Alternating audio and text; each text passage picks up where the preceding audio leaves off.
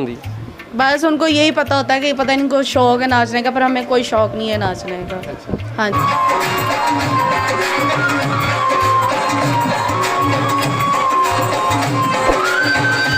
तुसी केड़ा रोल कर रहे हो? मैं नुकरानी का। नौकरानी का। अच्छा, तो आपस में लड़दियां रहंदियां? नहीं, हमारा आपस में प्यार ही बहुत है। हमारी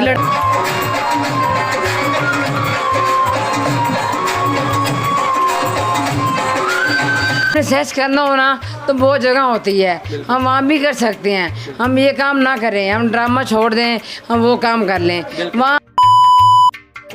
लो सज्जनों ते मित्रों, असी चले हुण थिएटर। अज असी थिएटर जाके सोहणियां लो सज्जनों ते मित्रों, मैं भी आ गया तुहाडे नाल।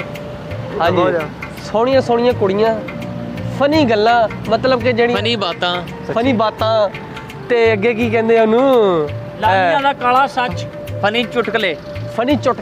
मतलब कि उत्थे असीं जुगता सुणांगे, असीं उत्थे स्टेज ਦੀਆਂ ਕੁੜੀਆਂ ਨੂੰ ਮਿਲਾਂਗੇ, ਗੱਲਬਾਤ ਕਰਾਂਗੇ ਕੀ ਮਾਹੌਲ ਹੁੰਦਾ ਸਾਰਾ स्टेज ਦੇ बैक साइड ਤੇ ਜਾਵਾਂਗੇ और ਅਸੀਂ ਇੰਜੋਏ ਕਰਾਂਗੇ। और कमांडो बहुत काला कहना छेती छेती आ जाओ, चलिए आप थिएटर, बड़ा बेताब। दो काले आ रही है, दीदार आ रही है, दीदार आ रही है, खान तां जा रहा है, दीदार आ रही है। सज्जनों मित्रों आ जाओ फिर चलिए आप थिएटर जाके सारा इंजॉय करांगे थिएटर दे विच। हेलो जी सज्जनों तो मित्रों, असी पहुँच आए थिएटर के बाहर और थिएटर के बाहर तुम देखो कि रश काफ़ी ज़्यादा लगा हुआ वा और लोगों की तादाद, लोग आते पे है और ड्रामा वेखण वास्ते। और ड्रामा इतने लगे हुए हैं, तकरीबन 2 को 3 ड्रामे लगे हुए हैं।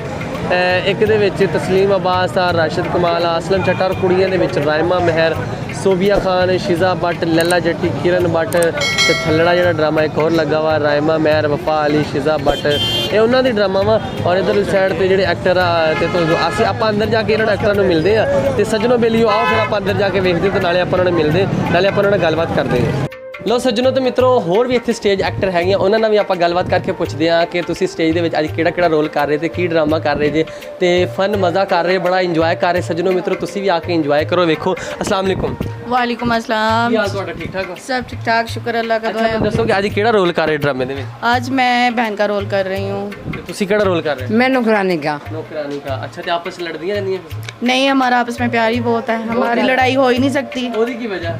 बस पहली बात है, वो देश परदेश से आई है, कहते जहाँ पे जो भी है उनको अकेला नहीं छोड़ना चाहिए। अच्छा, तो कितों मुल्तान चो आए हैं? जी, ये मुल्तान से हैं। अच्छा, तुम मुल्तान चो है, पंजाब फैसलाबाद में आके किवें दा लग रहा है? बहुत ज़बरदस्त है, बहुत ज़्यादा प्यार है, बहुत अच्छे लोग हैं और बहुत बड़ा ही प्यार है। अच्छा जी। तो होर तुहानूं दसो कि मैनूं दसो कि स्टेज दे विच तुहानूं होर किहड़ी मुश्किल आंदी है स्टेज दे विच, मतलब एक्टिंग करदे विच लोग बड़े मतलब अगे तंज करदे हैं, जो कोई इस तरह की गल्लां करदे, की कहंदे इहदे वाले ने? क्या कहना, चुप कर जाते हैं, बर्दाश्त करते हैं और क्या किया उनको।